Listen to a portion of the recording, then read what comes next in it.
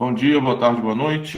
Para quem está nos assistindo, essa é mais uma live do Laboratório Novas Histórias e eu tenho o prazer aqui de receber a Raquel do Vale, que é do Projeto Paradiso. O Projeto Paradiso é um parceiro do Laboratório Novas Histórias.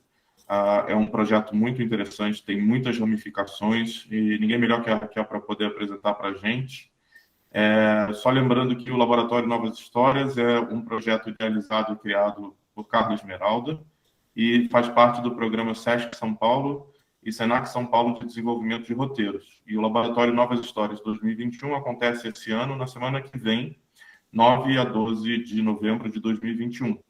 Então, para quem vai participar do laboratório, para quem quer participar, e mesmo para quem já participou, conheceu o Projeto Paradiso e os seus projetos, é uma satisfação verificar uma organização tão empenhada em desenvolver o cinema brasileiro nacional e internacionalmente. Então, Raquel, muito obrigado pela sua presença. E eu gostaria que você se apresentasse, como é que você participa qual foi o que você trilhou até agora e como é que você chegou ao Projeto Paradiso. Tá legal. Alexandre, obrigada. Bom dia, boa tarde, boa noite. É uma alegria estar aqui, participar dessa conversa com você, poder contar um pouquinho mais do Projeto Paradiso. Então, eu hoje ocupo a posição de diretora de programas do Projeto Paradiso. Temos diversos programas, vou contar um pouquinho sobre cada um deles. Um deles, inclusive, que culmina nessa parceria que a gente tem com o Lab Novas Histórias, que é a Incubadora Paradiso. Mais para frente eu vou falar um pouquinho. Eu sou jornalista de formação, já atuo no setor audiovisual há mais de 15 anos. Durante 10 anos, eu trabalhei na internacionalização das obras brasileiras, coordenando, gerenciando o Brazilian Content, que é um programa de exportação realizado pela Brava em parceria com a Apex. Antes, eu atuei em distribuição, então eu vendia e comprava filmes brasileiros e estrangeiros também. E agora eu estou aqui no Projeto Paradiso, já vai fazer quase 3 anos, eu entrei em julho de 2019, o projeto foi oficialmente lançado em março de 2019. Então, somos uma organização jovem, e como você falou, bastante interessante, né? Não é tanto costume ver no Brasil uma organização filantrópica ainda de atuação no setor cultural, e no nosso caso, no setor audiovisual. Então, é muito bom poder contar como nasceu o Projeto Paradiso. Ele nasceu de uma paixão de uma mulher, de uma brasileira, que gosta muito de cinema e que decidiu poder, de alguma forma, contribuir com a nossa produção, com a nossa indústria e, principalmente, com os nossos profissionais, né? O que a gente chama aqui internamente dos talentos brasileiros. E aí, para poder criar esse projeto e analisar qual forma seria mais eficiente de atuar, né, numa indústria que, enfim, já tem tantos players e tantas ações, foi feito um diagnóstico. Isso antes de eu entrar no Projeto Paradiso, bem antes. A nossa diretora executiva, Josefine Bourgois, em conjunto com a mantenedora do Projeto Paradiso, que é essa mulher apaixonada pelo cinema, Olga Rabinovich, fizeram um diagnóstico. Então, foram a campo, foram mais de 100 entrevistas com players do setor, profissionais da área de produção, de roteiro, de distribuição, das novas plataformas, que não são mais novas plataformas, mas de streaming, conversaram com muitas pessoas para entender, bom, se a gente for, de fato, criar uma organização que vai atuar nesse setor, o que seria pertinente e interessante a gente fazer. E nessas respostas, nesse levantamento, a questão do roteiro foi o que apareceu marcadamente, assim, como mais significativo. Tempo para poder trabalhar mais os roteiros das obras, estrutura e recursos, né? Então, por isso, hoje, o pilar do roteiro é um dos mais importantes da nossa atuação. É daí que nasceu a Incubadora Paradiso, que é o nosso programa que foca no roteirista. Então, o que a gente oferece na Incubadora Paradiso? É um tempo para esse roteirista poder escrever. Ele recebe uma bolsa do Projeto Paradiso durante 6 meses, num valor total de R$30 mil. Ele recebe mentorias de consultores nacionais e consultores internacionais para trabalhar nesse projeto. Ele participa de um workshop de design de audiência que a gente faz em parceria com o BR Lab. Ele recebe consultoria de produção criativa, de executiva, e além disso, esse projeto recebe também um apoio para participação no mercado internacional, muito voltado para o produtor, mas tudo parte do roteirista. E aí, quando a Incubadora Paradiso nasceu, a gente foi buscar quais são essas fontes de novos roteiristas, de roteiristas potenciais, né, experientes ou não, iniciantes, enfim. E a gente fez uma série de buscas entre laboratórios e, claro, o Lab Novas Histórias, com mais de 10, 11 anos, já não sei quantos anos tenho. 10 anos agora. 10 anos.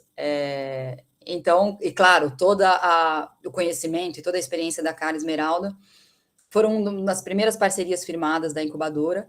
Então, desde 2019, um roteirista participante do laboratório passa a integrar a incubadora Paradiso. É uma definição, uma escolha feita entre os mentores do laboratório. Então, o projeto Paradiso, ele não tem nenhuma ingerência na decisão de qual é esse roteirista que vai passar a integrar a incubadora e a integrar a nossa rede de talentos, né? Porque depois que o profissional é selecionado para receber essa bolsa, ele integra a nossa rede Paradiso de Talentos. E essa rede é uma grande família. Então, a gente busca que essas pessoas interajam com outros profissionais da rede, que são roteiristas, produtores, distribuidores, diversos profissionais que também recebem outras bolsas do Projeto Paradiso. Então, aí eu já entro em outro programa, né? Porque a gente tem esse primeiro programa, que é a Incubadora Paradiso, focado nos roteiristas e que depois expande para os profissionais envolvidos no projeto. E a gente tem um outro programa muito forte, que é o Pilar de Bolsas. E essas bolsas são apoio para a formação no mercado internacional.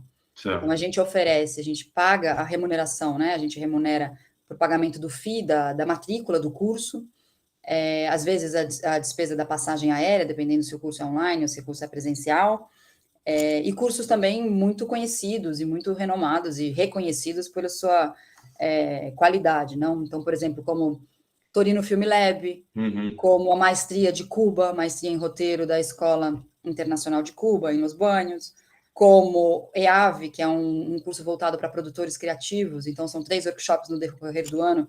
A gente também abre uma convocatória, a gente também tem uma parceria com a EAV, que se um profissional brasileiro é selecionado, a gente apoia a formação desse profissional. Então, hoje, de 3 anos para cá, de quando começou o Projeto Paradiso, a gente tem são 88 profissionais apoiados e que integram essa rede, e que receberam esse apoio de diversas formas. Então, seja pela incubadora, seja pelas bolsas, seja pelo prêmio, e aí, novamente, voltado na questão do roteiro, temos parceria, por exemplo, com o Frapa, que faz o concurso de roteiros. O vencedor do melhor roteiro de longa-metragem do Frapa passa a integrar a nossa rede, recebe uma consultoria para o seu projeto. O vencedor de melhor roteiro de série também, de piloto de série, nessa parceria com o Frapa, temos uma parceria com outros eventos que focam em roteiro, buscando ampliar essa rede também de roteiristas. Então, hoje temos nomes vindo pelo Lab Novas Histórias, para nós é uma alegria, né? Então, a Jaqueline Souza veio de um dos laboratórios. Esse ano, quem está fazendo com a gente é o Stefano Volpe, que veio também com o projeto Águas de Aquário, e a gente vê que são projetos belíssimos que saem do laboratório, que passam essa semana muito intensa, e vem para a incubadora também com muita sede de poder evoluir mais esse roteiro e de ter tempo e estrutura para continuar trabalhando. Quando isso foi tudo criado, certamente essas centenas de conversas que houve com diferentes personagens assim da cena do audiovisual no Brasil contribuíram muito com isso, né? Vocês se espelharam em alguma instituição que existe ou já existiu no mundo? A gente fez um benchmark de entender, né, outras organizações filantrópicas que também ofereciam bolsas ou apoios. Para nós foi difícil porque a gente, no Brasil, similar realmente não tem. A gente queria uma proximidade, por exemplo, com a América Latina também, para entender se alguém vinha fazendo. Procuramos, não encontramos. E aí a gente tem organizações lá fora que oferecem, às vezes em estruturas diferentes. Tem uma questão também, às vezes o investimento é em outro teor. O nosso recorte é oferecer... Muitas organizações lá fora oferecem para diferentes cidadanias, né? O nosso recorte é brasileiros. Somente pessoas brasileiras ou naturalizadas brasileiras podem concorrer às nossas bolsas e receber os nossos apoios. Já aconteceu de talentos que não moram no Brasil pleitearem e ganharem uma vaga nessas convocatórias, e aí a gente apoia, isso não é um problema. O que a gente deseja é que outras organizações como essas possam surgir, porque eu acho que complementa e soma, né? E vem mais apoio para essa indústria. E aí, acho um ponto importante, isso foi lá 3 anos atrás, né? Nessas mais de 100 entrevistas, quem tiver interesse pode acessar no nosso site, a gente chamou de diagnóstico do audiovisual brasileiro, que é o que a gente fez e teve esse resultado em 2019, Isso está público, é possível de ler, é muito interessante o material, é muito visualmente também muito atraente, é muito gostoso de ler. Então, essa identificação do roteiro é um principal ponto. Outro ponto que apareceu muito foi o conversar com as audiências, as obras que falam com seus públicos e que buscam, seja nichado ou não, mas que de fato chegam no público que elas querem chegar. E que hoje em dia, essa expressão, né, o design de audiência e a inteligência em audiência já está bem muito falado, muitos eventos falam sobre isso. Naquela época, ainda há pouco tempo, não era tão falado e ainda não era tão procurado, e a gente viu que nessas entrevistas e nessas conversas, muitos dos entrevistados apontaram para isso. Olha, a gente está fazendo os filmes para quem? Qual é o objetivo? Em quem a gente quer chegar? Então, por isso, esse trabalho que a gente faz nesse workshop de design de audiência foca muito nesse ponto dessas entrevistas que apareceu nessas conversas, né? A questão da audiência. Então, são esses dois pilares, e aí no meio a gente tem a parte da produção criativa. E o que aconteceu? Quando esse diagnóstico foi trabalhado, né, começado a ser construído e depois lançado, a gente estava num momento da indústria brasileira, num momento de vida de todo mundo, né? Isso foi, talvez, começou a ser construído total pré-crise da Ancine, pré-novo governo, pré-pandemia, né? Então, hoje, você corta, você está num outro cenário. E aí, claro, a gente não é uma estrutura rígida que não pode rever seus caminhos. Então, um dos caminhos foi a questão da internacionalização. Por mais que desde o início, ao pensar nas convocatórias e nas bolsas internacionais, a gente tinha o eixo da internacionalização cortando todos os nossos programas, de um ano para cá, damos um peso maior para a internacionalização. A gente criou um programa novo chamado Brasil no Mundo, que tem como objetivo exatamente o que o nome diz: colocar o Brasil no mundo ou apoiar o Brasil que vai para o mundo. Então, festivais que são selecionados, obras que são selecionadas em grandes festivais, recebem o nosso apoio. A gente criou prêmios de work in progress, com parceiros. Então, para o Festival de Guadalajara, com o Cine Latino em Toulouse, com São Sebastião e com Ventana Sur. Neste ano foram 4 prêmios WIP, que a gente chama de work in progress. Cada projeto brasileiro selecionado nesses prêmios recebeu do Projeto Paradiso $10 mil para utilizar na finalização da sua obra. Muitas vezes, quando eles estão numa sessão de corte final, de work in progress, ainda falta alguma coisa, né? Então, desde direito para música, ou desde uma finalização de cor, e esse dinheiro vem a contribuir. Em momento algum, o Projeto Paradiso pretende e nem pode ser o valor total, integral, para finalizar, para produzir, enfim, não somos um auxílio para a indústria, uma contribuição. E esse programa Brasil no Mundo foi um dos programas em 2021 que mais cresceu para a gente aqui, né? Em termos de números de apoio, obras brasileiras selecionadas e também projetos. Então, mercados de coprodução, como, por exemplo, o Co-Production Market de Berlim, ou mesmo do Cinemart em Roterdã, são eventos que selecionam projetos para a fase que estão buscando possivelmente produtores internacionais ou desenvolver mais o seu projeto, e aí a gente também oferece uma contribuição que, se a pessoa vai presencialmente, ela pode utilizar, de novo, para uma passagem, para uma hospedagem, ou se ela precisa elaborar o marketing desse material, ou se ela precisa fazer um promo. A gente é bem livre na forma como ela deve utilizar o recurso. O que a gente sempre solicita para o profissional apoiado é que nos informe, né, e nos reporte de que forma isso é utilizado, até porque isso pode nos ajudar a pensar próximos programas e maneiras de utilização desses recursos. Vocês têm, então, assim, uma existência ainda breve, né, embora já com muitas ações, mas essa trajetória até hoje já permite visualizar alguma coisa que vai acontecer no cinema brasileiro próximo? Foram tantas modificações, como você falou, governo, Ancine e tudo mais. Você tem percebido algum caminho para onde o cinema brasileiro esteja se encaminhando? Mais esse cinema mais independente? Olha, a gente sente um pouco até pela própria incubadora, né? Muitos projetos que entram na incubadora, hoje a gente está com 12 projetos na incubadora. Num primeiro momento, entram o foco 100% primeira janela cinema, eu quero distribuição, meu foco é no festival, e a gente percebe nos autores e nos produtores repensando isso um pouco, né? Bom, será que então isso não vai primeiro para uma plataforma, ou um foco exclusivo numa plataforma, ou podemos tentar essa negociação? Ou o nosso objetivo é, sim, festivais A e B nessa linha, então trabalhar muito mais voltado para a sua audiência. Isso a gente tem percebido que eu acho que os profissionais já estão pensando nisso. Eu acho que o cenário, enfim, você sabe melhor do que eu, não está fácil, né? Porque eu acho que a produção brasileira tinha, no passado, um recurso para a produção que hoje não existe mais. A gente não sabe o que vai acontecer daqui 1 ano, daqui 2, mas é difícil dizer que a gente voltará a ter o mesmo formato que a gente tinha. Então, e o tempo, né, de liberação, acho que isso vai ser... As coisas vão se reformulando.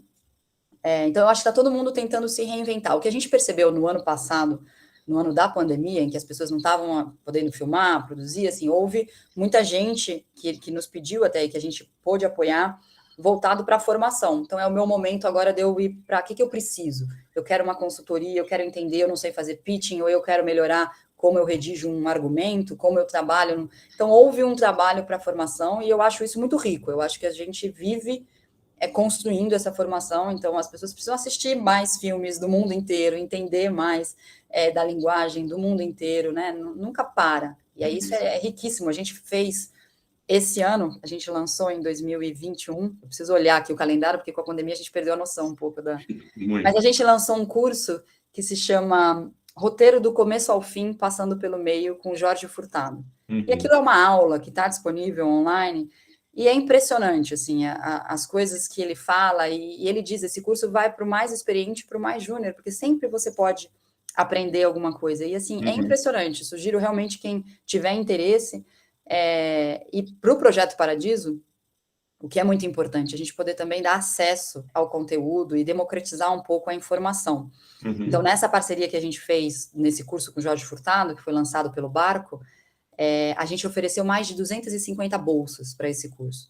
Então, com parcerias, entidades diversas do Brasil inteiro, que foram capilarizando um pouco essas bolsas, e poder saber que gente do país inteiro teve acesso a um conteúdo tão profundo e tão bem trabalhado, para nós foi muito gratificante, e é uma ideia que a gente quer continuar renovando. E aí, isso, falando em democratização de conteúdo, também me volta a um outro programa que nós temos, que cresceu muito em 2021, e aí eu vou até te explicar por quê, que é o Paradiso Multiplica. O que é? É, de fato, a multiplicação. Todo bolsista apoiado pelo Projeto Paradiso, e aí dos apoios mais diversos, ele assina um termo de compromisso com a gente, e nesse termo ele se compromete, ele vai retribuir, ele vai ter como uma contrapartida doação de horas suas, seja por meio de palestras, por meio de mentorias, cursos ou análises de roteiros, o que for, isso pode ser desenhado em conjunto entre o Projeto Paradiso e o bolsista, mas ele vai doar as suas horas de experiência e de conhecimento, o que ele aprendeu ou o que ele já sabe, com outras pessoas e com outros profissionais que, por qualquer motivo, não tiveram acesso a essa bolsa. Não concorreram, não pleitearam, não puderam pagar, o que for. E esse projeto cresceu muito em 2021, porque os bolsistas estão terminando os seus cursos, então a gente já tem, esse ano, foram mais de 300 horas de multiplicação, e isso a gente faz também em parceria com outras organizações e com outras entidades do Brasil inteiro, e é muito bonito de ver, né? Então a gente já teve cursos de longa-metragem, de bíblia de série. Semana passada terminou um curso sobre curadoria, que foi idealizado e comandado pela Silvia Cruz, fundadora da Vitrine. Então, imagina, uma pessoa que fez uma bolsa, a Silvia Cruz e a Alessandra Boulos, as duas, fizeram uma curadoria, um curso de curadoria na Espanha, e depois ofereceram, nessas horas de multiplicação, uma semana de aulas para 15 estudantes. Também é a forma do Projeto Paradiso atuar com estudantes, pelo Multiplica, porque as nossas bolsas não são abertas a estudantes, é preciso já ser profissional formado, né? E aí é muito gratificante você ver isso rodando e se multiplicando, e muitas, com a pandemia, a grande vantagem, se é que houve uma, da pandemia, é que essa coisa do ficar gravado, do ficar online, do ser disponibilizado, a gente vê isso, de fato, multiplicando e muita gente acessando. Então, isso é a parte final que a gente chama, né? É o grande programa de democratização mesmo, para a gente poder chegar a mais gente. Esses estudantes que você falou são estudantes de cinema, audiovisual? Cinema e audiovisual, a gente focou. Então, esses, por exemplo, esse específico de curadoria, foi um curso que a gente abriu para 15 vagas, foi uma demanda da Silvia Cruz e da Alessandra Boulos, que não fosse muita gente, porque elas queriam um ambiente de aula bem exclusivo para troca, e que, de fato, elas estavam certas, foi muito rico. Então, eram 10 vagas abertas ao público e 5 vagas em que o Projeto Paradiso fechou parcerias com algumas universidades específicas. Então, Uhum. uma da Paraíba, uma de Florianópolis, uma do Rio, enfim, aí fechamos 5 vagas e 10 de pessoas que se inscreveram. Uhum. E foi muito bacana, foi muito... Elas fizeram um curso que a gente também fez uma parceria com essa escola vinculada à tabacaleira Elias Querejeda, eu não vou lembrar agora o nome da escola, mas também está no nosso site. É do País Basco, que tem uma tradição também em produção fílmica, enfim, e curadoria. É um curso voltado para a curadoria, que brasileiros vêm começando a frequentar e, enfim, voltam sempre com avaliações bem positivas. E é vinculado ao Festival de San Sebastián. Então, também quem participa desse curso está nesse... É um grande centro cultural tabacaleira que fica no País Basco, que fica em San Sebastián. Então, ouvindo as duas falar, assim, e curadoria no tempo de hoje, né? Que é, de novo, pensar quem é seu público, a sua audiência, que seleção você vai fazer, é muito mais amplo do que a gente pensar numa programação para uma sala de cinema, por exemplo. Uhum. Eu vi que o Projeto Paradiso ele tem uma espécie de comitê consultivo, né? Que é formado, inclusive, por pessoas como a Silvia Cruz, né? Sim. Como é que é o funcionamento desse comitê? Eles colaboram regularmente? Ou... A gente se encontra, né, temos reuniões do comitê, né? A decisão é um comitê consultivo, né? Então não é um comitê deliberativo, né? Que decide ou não, mas a gente ouve muito o conselho, e o conselho tem nomes de fato de peso na indústria, né? Então, e que estão muitos dos integrantes do conselho estão com a gente do Projeto Paradiso desde o início, então viram o nascer do Projeto Paradiso. Pessoas como Marcelo Gomes, a própria Silvia Cruz, o cineasta Matias Mariani, e a gente tem a Mariângela, que foi por um tempo da Netflix e que agora está na Viacom. Então, a gente tem nomes atuantes da indústria, isso foi sempre muito importante no comitê, e novos integrantes, que faz poucos meses, Aline Loureiro, da Netflix, o Lázaro Ramos entrou também, a Maíra Lucas, da Glass, são pessoas que estão à frente da produção, e aí quando a gente vai, por exemplo, o Paradiso multiplica, vamos fazer uma ação de multiplicação, esse programa vai funcionar, e aí eles apontam também caminhos, né, que podem ser, o Brasil no mundo, foi muito importante ouvir os conselheiros, né, porque era um programa que não tinha tanto peso aqui no Projeto Paradiso, e aí o que os conselheiros disseram, não, de fato, o Brasil precisa de apoio para estar lá fora. Às vezes a pessoa é selecionada, ela não consegue sequer ir representar o seu filme num evento, e é importante, e não vamos deixar a presença brasileira, não vamos, né, parar de estar. Por mais que a gente, de fato, a presença, e como um todo, né, o número de brasileiros ocupando nos festivais tenha tido uma alteração, a gente, de uma certa forma, conseguiu contribuir um pouquinho para que não fosse tão drástica, né, essa mudança. E ouvir o conselho nesse sentido é sempre fundamental. O próprio curso, fazemos ou não fazemos um curso voltado com o Jorge, quando falamos Jorge Furtado no meio do conselho, é claro, pelo amor de Deus, que nome, né, vamos sim, tal. Então, é sempre muito importante ouvi-los. Sim. E existe algum diálogo também com instituições governamentais, não necessariamente federais, mas em âmbito estadual e municipal? A gente procura também, fazemos, por exemplo, em âmbito municipal, um dos nossas ações de multiplicação que mais teve público foi a que foi feita em parceria com a SP Cine. Foram mais de 1.000 inscritos para o último curso, um Paradiso Multiplica com a SP Cine, e foi muito rico o curso, eles têm uma área de formação também muito atenta às demandas de mercado, e foi muito interessante que a SP Cine permitiu que uma porcentagem dos participantes não fosse obrigatoriamente de São Paulo, então também para nós isso foi muito importante. Então, sim, tivemos essa relação com a SP Cine. A gente está sempre aberto, conversamos com embaixadas, por exemplo, também procurando fazer essa questão da internacionalização e o diálogo com outros países.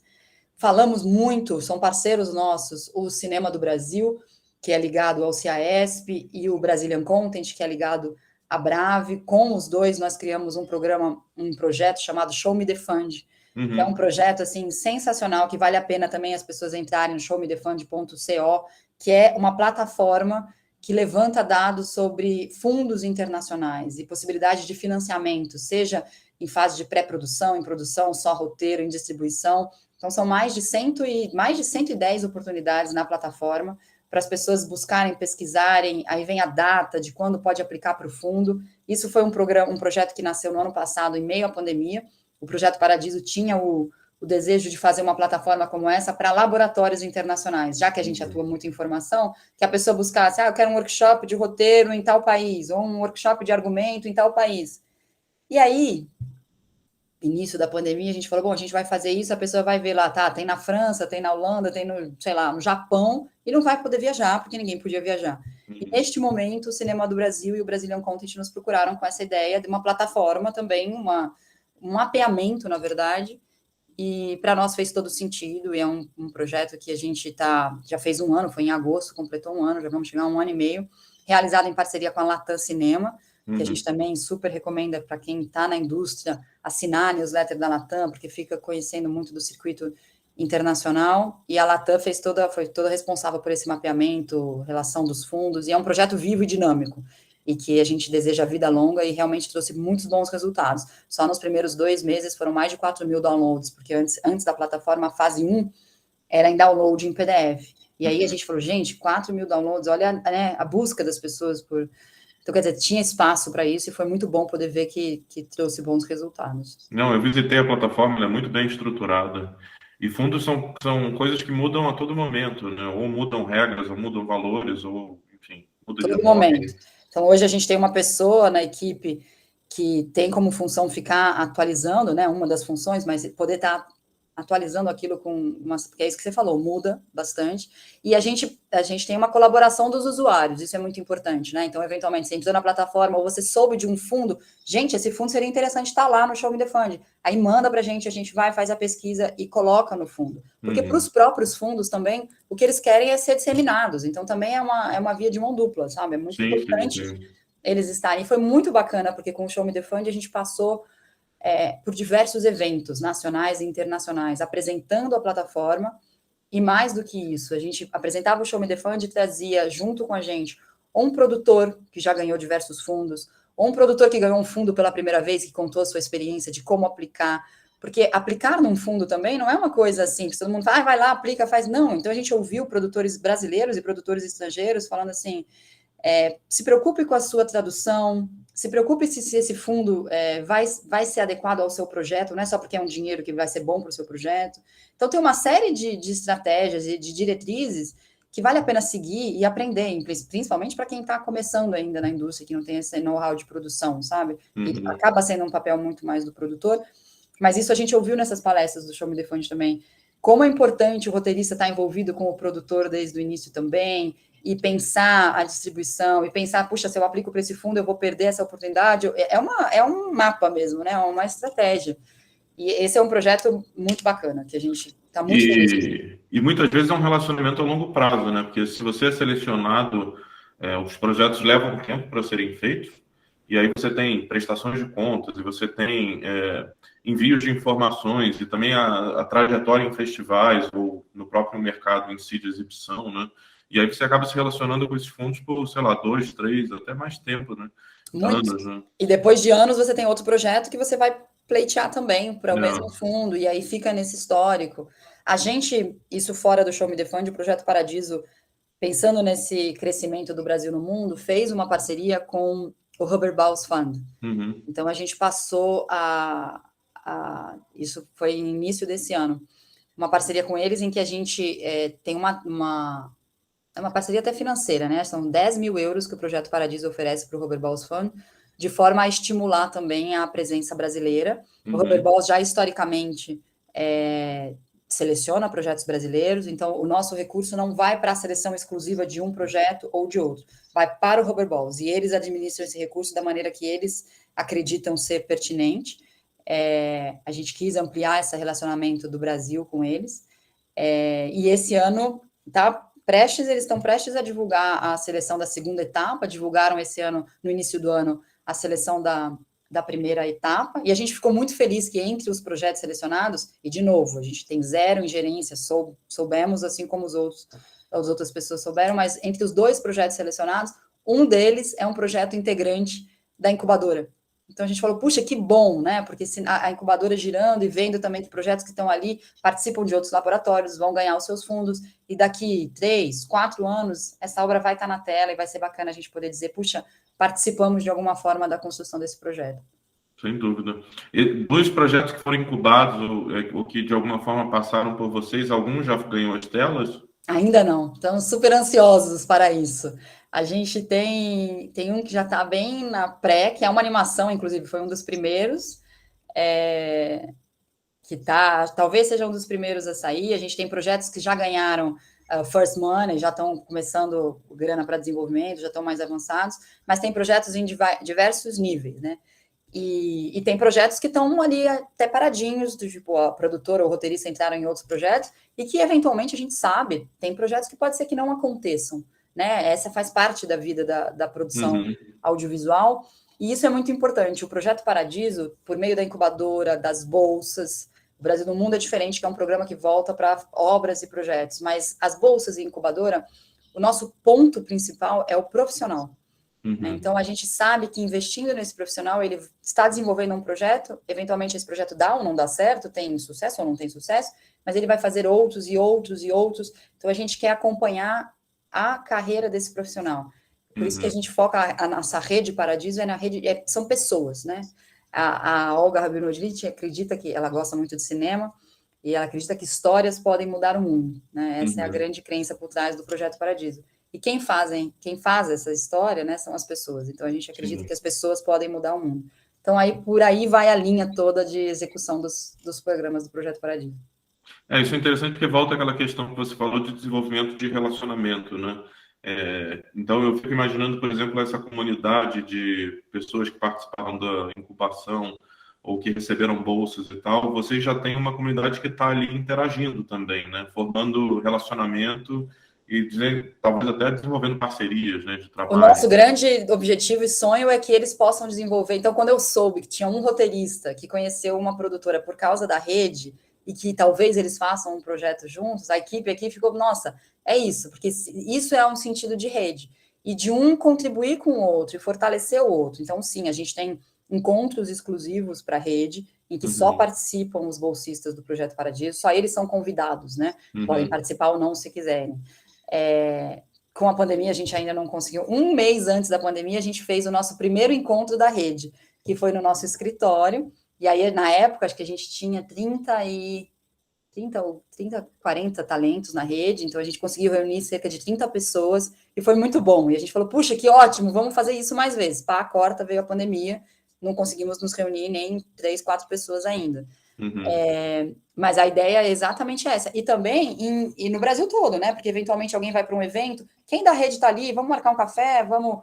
Final do mês, se tudo der certo, eu estarei no Ventana Sur. Tem profissionais da Uhum. nossa rede que vão estar lá, então a gente marca um café, um encontro com todos.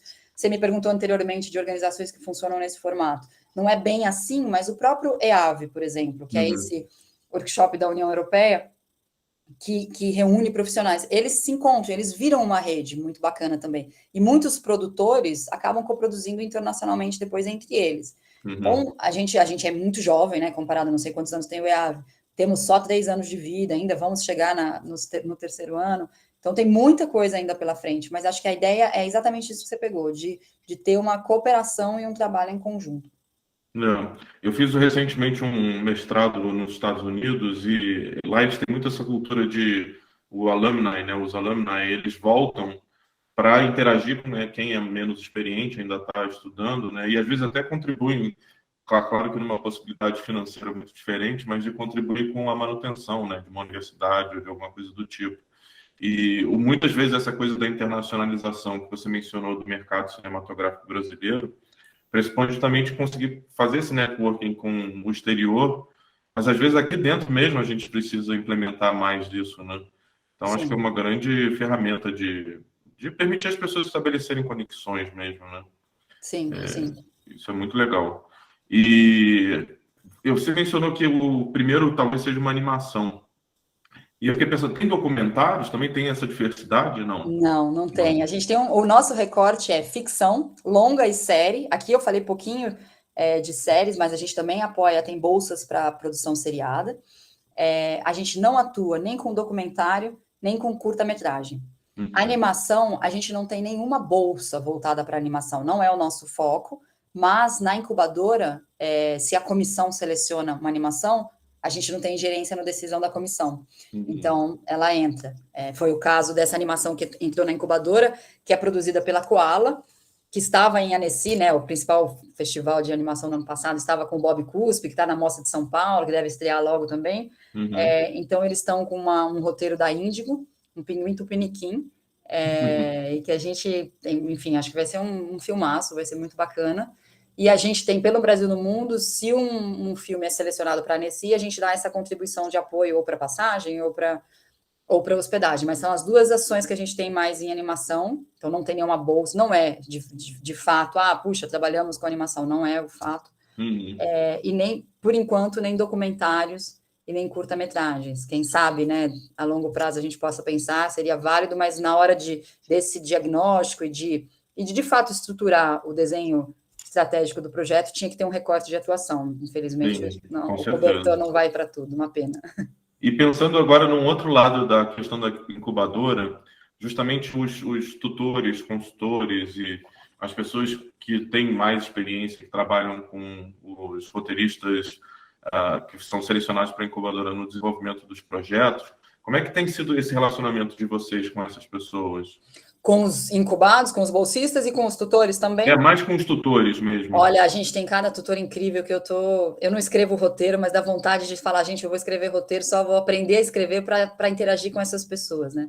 Então, a gente teve nomes aqui, tem nomes de mentores, eu não vou agora de cabeça lembrar todos, mas atualmente, por exemplo, né, a gente está com o Marco Dutra, que está fazendo um trabalho incrível com os meninos que vieram do laboratório de Sena 15, a Natália Celani, que veio da incubadora pelo Sesc Novas Histórias, teve um trabalho com a Helena Soares, belíssimo, e agora ela teve a consultoria há pouco, a internacional dela com a Lucrécia Martel, que ela falou que foi uma experiência para ela de outro mundo, sensacional.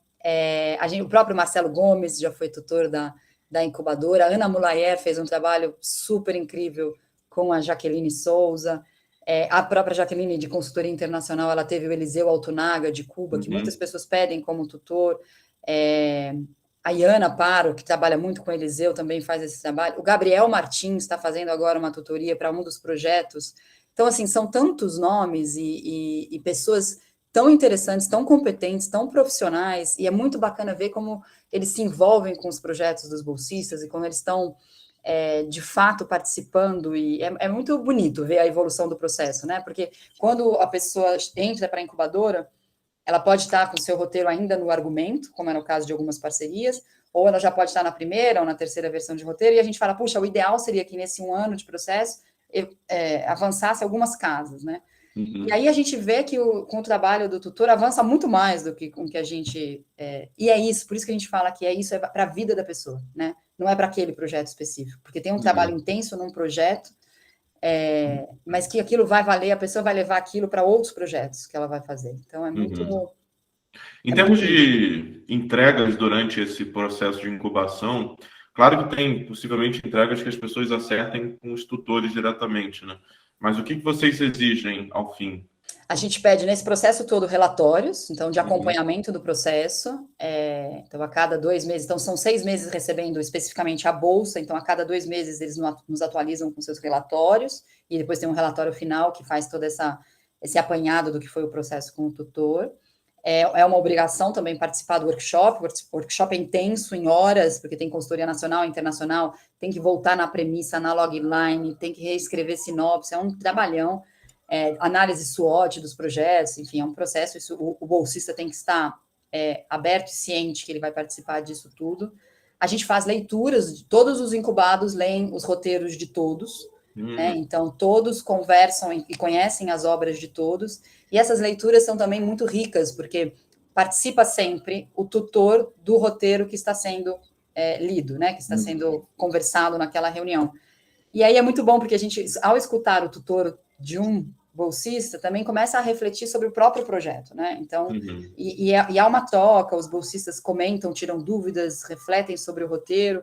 É um trabalho muito bonito, assim, de acompanhamento.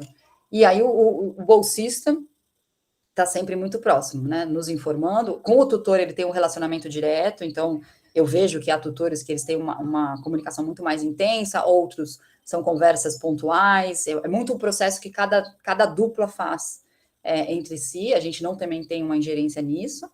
O que a gente pede é um acompanhamento de cronograma, de status, para a gente não perder a mão do processo, né? Para entender onde que estão o que está acontecendo com cada projeto e com cada bolsista.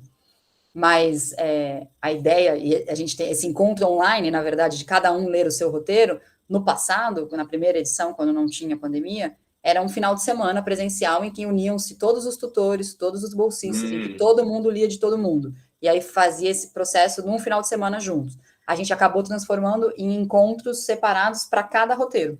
O que também não é ruim, porque a gente foca 100% da conversa naquele roteiro. Tem prós e contras, né, da pandemia, mas enfim. Mas foi um formato que a gente conseguiu adaptar e que foi bem interessante. Fascinante. E em relação ao alcance no Brasil, vocês estão falando com quantos estados, mais ou menos? Você tem ideia? Todos. Todos. Vou te dizer que as bolsas sempre foram abertas para o Brasil inteiro, então a gente tem uma bolsista que é do Piauí, a que ganhou para ir para Cuba, para ir CTV, nasceu no Piauí. A gente fala do sul ao norte, por causa também da pandemia, como os eventos se tornaram todos online no ano passado, a gente conseguiu participar de muitos eventos e falar desde as convocatórias, desde as bolsas. O Paradiso Multiplica já passou por mais de 10 estados fazendo a multiplicação. O próprio Show Me the Fund já circulou pelo Brasil todo. O Show Me the Fund já internacionalizou. A gente já fez palestra em Portugal, na Espanha, na Argentina, sobre o Show Me the Fund. Então, essa vantagem do online, de fato, contribuiu muito porque a gente não queria ficar eixo Rio-São Paulo. A gente sabe que aqui estão produtoras que acabam atuando mais ou estando mais presentes em festivais internacionais, mas não, a ideia é poder capilarizar. Esse é a regionalização, né? É um objetivo nosso também, poder... E até porque isso é uma premissa para a gente, talentos de todo o Brasil, e também tem um lado que, para as produções, isso é muito interessante comercialmente, né? São outros olhares, são outros perfis, são outras pessoas contando outras histórias, e eu acho que isso o mercado tem exigido cada vez mais. Né? Sim, sem dúvida. Estava conversando com o Yuri Peixoto, ele falou sobre o projeto dele, né, que é um circuito todo de forró no estado do Ceará, né, coisa que às vezes fica muito distante para muita gente que mora mais para o sul e vice-versa, né, mesma coisa. Esse é o roteiro do Yuri, foi quando eu entrei no Projeto Paradiso, eu entrei em julho de 2019, a incubadora já tinha começado, o Yuri já estava no processo. Foi o primeiro argumento que eu li, assim, ao entrar no Projeto Paradiso. Eu lembro até hoje, da cena de eu lendo, eu chorei. É belíssimo esse projeto. E ele é muito bonito de ver, porque ele veio do Sena 15, roteirista, assim, puro. Durante o processo, ele fechou quem ia ser a diretora dele, que vai ser a Nina Kopko, que é uma profissional também super talentosa. E durante o processo, fecharam quem vai ser a produtora. Durante o processo, eles ganharam uma grana para First Money, da Start Money, da SPCine. Então, o projeto está indo, sabe? Está no seu ritmo, óbvio, também foi surpreendido por um monte de coisa da pandemia, mas eles estão trabalhando, é um roteiro muito bonito.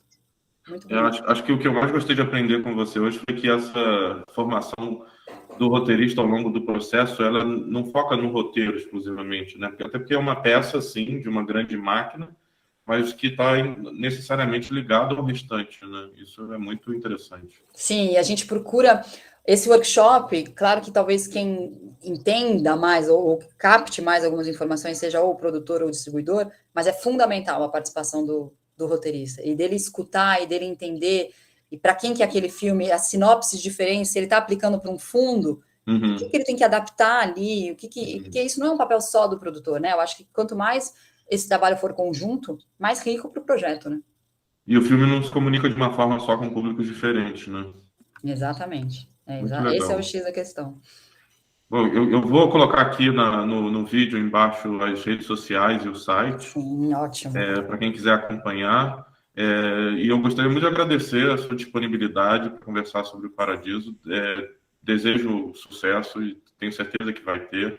E longa vida, porque o cinema brasileiro depende de iniciativas como essas, né? E se você quiser deixar uma mensagem final para as pessoas, por favor, fique à vontade. Eu quero deixar primeiro um abraço gigante para Carla Esmeralda. Parabéns pelos 10 anos desse laboratório belíssimo, cada talento que vocês descobriram e ajudaram a crescer, a se desenvolver. É um trabalho belíssimo, muito, muito parabéns.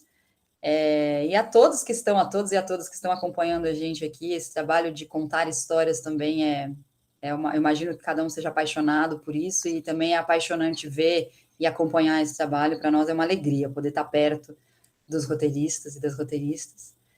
E eu desejo sucesso a todos, boa sorte, persistência, porque a gente sabe que não é fácil, mas que vale a pena. Muito obrigado, Raquel. E Obrigada. todo mundo que assistiu, muito obrigado. E até uma próxima oportunidade.